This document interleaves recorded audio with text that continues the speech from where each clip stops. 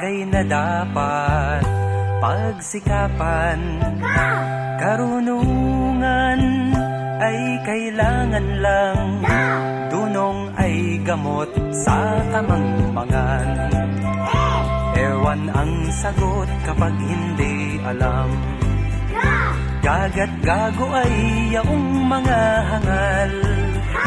Hahayaan bang ika'y magkagayon? Iwasan mo habang may pagkakataon. Labis-labis ang mapapala, magsikhay ka lang sa pag-aaral. Nasa guro ang wastong landas, ngayon'y sikapin mong ito ang mabagtas. Oras na upang ikaw ay magising, pansinin mo ang dako na madilim. Rehas ng mga tanong ay sagutin, sabihin mong ikaw ay may alam na rin.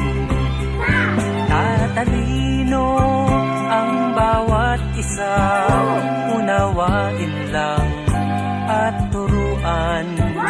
Wiwikain ang abakada, yaman at gabay sa kaunlaran.